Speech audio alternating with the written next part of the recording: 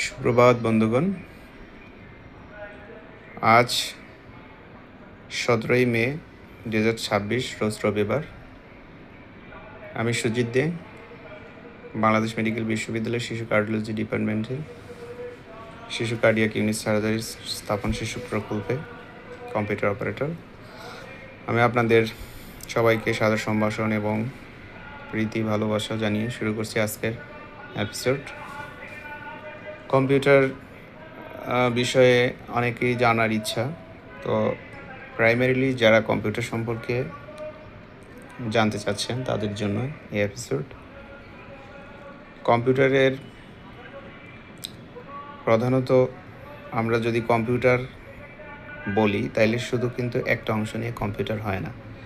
কম্পিউটারের অনেকগুলো পার্ট রয়েছে, প্রত্যেকটা পার্ট নিয়ে একটা কম্পিউটার সম্পন্ন হয়।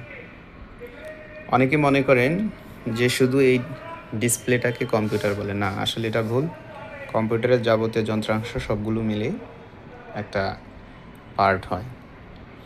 তো আজকের অধ্যায়ে পার্ট 1-এ আমরা যেটা জানব বা শিখব সেটা হলো কম্পিউটারের কোন কোন পার্টকে কি নামে ডাকা হয় এবং এর কি কাজ। এটার মধ্যে দুই রকম, একটা হচ্ছে ইনপুট আর একটা হচ্ছে আউটপুট।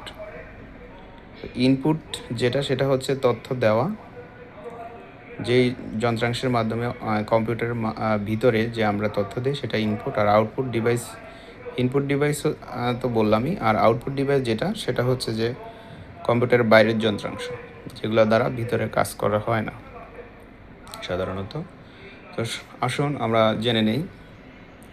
এর মধ্যে এই যে আমরা যেটা দেখতে পাচ্ছি এটাকে বলা হয় মনিটর, এটাকে বলে কিবোর্ড, এটাকে বলে মাউস, যেটা ইঁদুরের মতো দেখা যায় বিধায় এটার নাম মাউস রাখা হয়েছে। মাউসের অপর নাম ইঁদুরই।